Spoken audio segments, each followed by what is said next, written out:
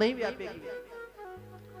तो गर्भ में जिसको भगवान के दर्शन हुए वैसे सुखदेव जी, और जब उत्तरा के गर्भ में थे महाराज परीक्षित और अश्वत्थामा ने ब्रह्मास्त्र चलाया था, तो भगवान ने अपना सुदर्शन से उसको काटा था और परीक्षित जी की रक्षा करी थी, उत्तरा के गर्भ की रक्षा करी थी। तो परीक्षित को भी गर्भ में दर्शन हुए थे भगवान के, और सुखदेव जी को भी किए हुए थे, इसलिए ब्रह्मरात विचार एवं ऐसा सुखदेव जी के लिए कहा गया। अब ऐसा विचार कर रहे थे, उन्होंने सोचा अभक्तास्तांश्च न विज्ञाय सददौ कथामृतम। अभक्त जानकर सुखदेव जी ने कहा, देखो अगर ये श्रोता बन के आते हैं तो जैसे ये सब लोग सुन रहे हैं ना, वैसे ये भी सुनते हैं, लेकिन ये तो सौदागर बन के आए, इसलिए उनको वहां से भगा दिया। बोले तुम लोग कथा के अधिकारी नहीं हो। कथा हम किस लिए सुनते हैं? कथा किस लिए सुनते हैं? जीवन और मरण के चक्कर से छूटने के लिए। किस लिए? जीवन और मरण के आवागमन से मुक्त होने के लिए कथा सुनते हैं। और देवताओं को भी जब कभी भगवान की भक्ति करनी होती है ना, तो पृथ्वी पर आते हैं तपस्या करने के लिए।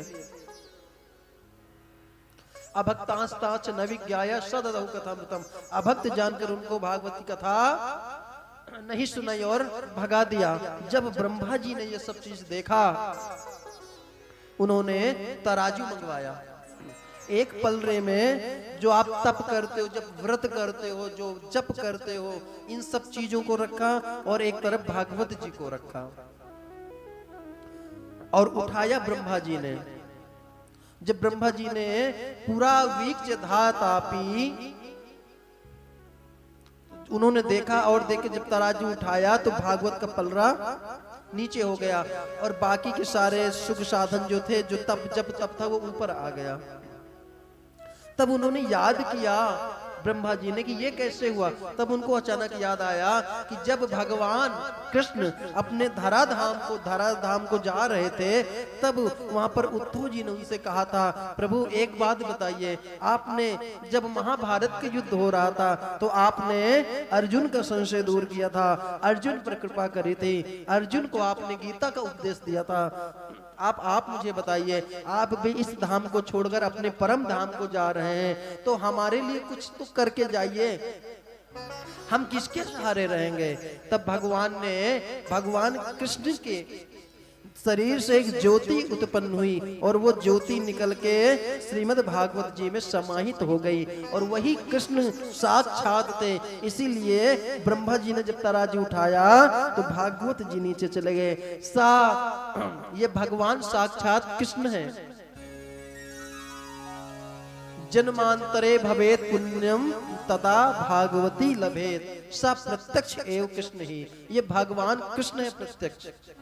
ये भागवत महापुराण की विशेषता है। ब्रह्मा जी ने कहा आप लोग गलत चले गए थे वहां पे। क्यों? क्योंकि भागवत कोई साधारण नहीं, भगवान कृष्ण साक्षात है। आप लोगों ने आज कलश यात्रा करी, कलश यात्रा में भागवत जी को उठाया। ये मैंने जिससे कथा प्रारंभ करने के पहले ही बताया आपको कि ये साधारण बात नहीं है। ये भगवान की जब अतिशय कृपा होती है, अतिशय कृपा होती है, तब जाके ऐसे शुभ अवसर प्राप्त होते हैं। अभी कल हमारी चर्चा हो रही थी कि बहुत लोग ऐसे हैं जो हमारे संपर्क में हैं, 5 साल हो गए उनको सिर्फ आयोजन करते करते कि अब करेंगे अब करेंगे, कोई ना कोई व्यवधान आता है, आज तक नहीं हो पाया। तो भगवान की जब कृपा होती है तभी ऐसे शुभ अवसर प्राप्त होते हैं। अब यहाँ पर जब श्रेष्ठता पता चली भागवत की, तो यहाँ पर शौनक जी प्रश्न करते हैं, बोले प्रभु एक बात बताइए, इस भागवत को सबसे पहले किसने सुनी और किसने सुनाई? सूत जी महाराज कहते इस भागवत को सबसे पहले नारद जी ने सुनी। नारद जी ने? शौनक जी ने कहा प्रभु ये आप क्या कह रहे हैं? नारद जी को तो महाराज दक्ष प्रजापति का श्राप है, दक्ष जी का, महाराज दक्ष का, कि वो 2 घड़ी से ज्यादा कहीं टिक ही नहीं सकते। फिर उन्होंने 7 दिन तक कथा कैसे सुनी? सनकादियों से, वो भी सनकादियों से जिनका दर्शन इतना दुर्लभ है। सूत जी ने कहा जब भगवान की कृपा हो जाती है ना, तो श्राप भी वरदान साबित हो जाता है। जब भगवान की कृपा हो जाए तो श्राप भी वरदान साबित हो जाता है। एक बार क्या हुआ, सनकादि जो होती है ना, वो नर नारायण के दर्शन करके बद्रीनाथ धाम से नीचे आ रहे थे, और नीचे पड़ता है हरिद्वार। हरिद्वार में आनंद वन नाम का एक तट है। इधर से नारद जी परेशान होते हुए उदास मन से जा रहे थे, और उधर से वो आ रहे थे सनकादियों ने देखा कि नारद जी कथम ब्रह्मन दीन मुखा कुतः चिंतो भवान, आप क्यों दुखी क्यों हैं? गत भित्तो यथा जना, आप तो ऐसे दुखी हो रहे हैं जैसे किसी का धन चुरा लिया गया हो और दुखी होके इधर उधर भ्रमण कर रहा है। आप तो ऐसे दुखी हो रहे हैं, आप तो महाराज वैरागी ठहरे, पर फिर आप ऐसे कैसे घूम रहे हैं? नारद जी ने कहा देखो, मैं पृथ्वी को सर्वश्रेष्ठ मानकर आया था। अहम तु पृथ्वीम यातो ज्ञात्वा सर्वोत्तमामिति, मैं पृथ्वी को सर्वश्रेष्ठ जाना और पृथ्वी पर आया। फिर कहां गया? पुष्करम।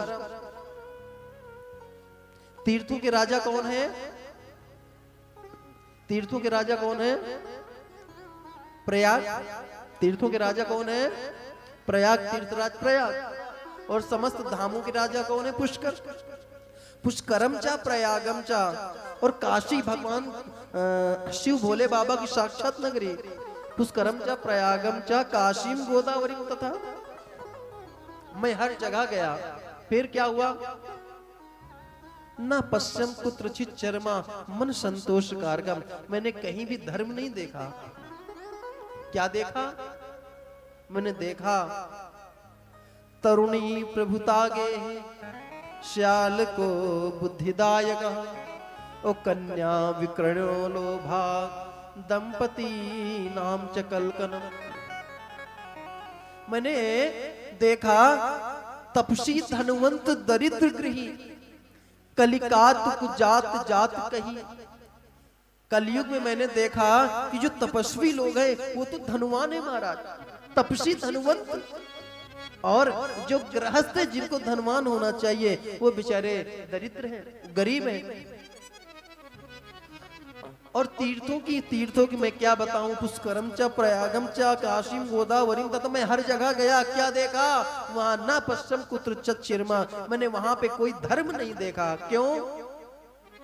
मैं देख रहा था कि धाम में जाने वाले यात्रियों के साथ ऐसा दुर्व्यवहार होता है, ऐसा लूटा जाता है महाराज, कि आगे जाने के लिए कान पकड़ लेते हैं कि अब नहीं जाएंगे, ऐसा परेशान किया जाता है। यहाँ पे कितने लोग ऐसे हैं जो कहीं दर्शन करने जाते हैं और वीआईपी पर्ची कटवाते हैं? कोई है तो नहीं यहाँ पे? आप सबसे एक निवेदन करूं, अगर शरीर में सामर्थ्य हो तब दर्शन करने जाओ, नहीं है तो मत जाओ। और या फिर अच्छा तो ये रहेगा कि जब सामर्थ्य हो तभी जाओ। भगवान की जहाँ पे कोई वीआईपी या कोई वैसे नहीं होता, उनके यहाँ सब एक होता है। और बेल की जो लाइन में लग के और हरे कृष्ण कृष्ण कृष्ण हरे हरे करके जो लाइन में लगते धीरे धीरे भगवान के पास पहुंचते हैं, भगवान उन पे ज्यादा कृपा करते हैं। बिना ही तपस्या, बिना ही परिश्रम के। नारद जी ने यही देखा कि जो धनवान है वो तो वीआईपी पर्ची लेके दर्शन कर रहे हैं, और बाकी जो बेचारे गरीब वो लाइन में लगे। कई बार तो ऐसा होता है कि उनके नंबर आते आते मंदिर के कपाट भी बंद हो जाते हैं। और क्या देखा तरुणी प्रभुता के है। घर में ऐसी स्थिति हो गई महाराज कि जब तक अलमारी की तिजोरी की चाबी नहीं मिल जाती बहू को, तब तक तो महाराज सेवा करती है। जैसी चाबी मिल जाती वैसे भी कान भरने चालू कर देते हैं पति देव के। देखो जी, जिस प्रकार हम अपने माता पिता को छोड़ के आए हैं, वैसे ही आप भी अपने माता पिता को छोड़ो। अब हम दो और हमारे दो, यही हमारा जीवन हो। बुरा मत मानना, मैं नहीं कह रहा हूं, अपनी तरफ से। ये तरुणी प्रभुता के ये वेद व्यास लिख रहे हैं पद्म पुराण में। और महाराज और आगे हम दो हमारे दो हो जाता है। फिर अभी तक जो बेटा कोई भी कार्य करने के पहले माता पिता से सलाह लेता था, अब उस सलाह साल को बुद्धिदायका, अब सलाह देने के लिए साले साहब आने लगे हैं। साल को बुद्धिदायका, बुद्धि देने के लिए, सलाह मशवरा करने के लिए साले ससुराल का इंटरफेयर होने लगा है। ध्यान देना, ये बात कौन कह रहा है? नारद जी कह रहे हैं। किससे कह रहे हैं? सनकादियों से कह रहे हैं।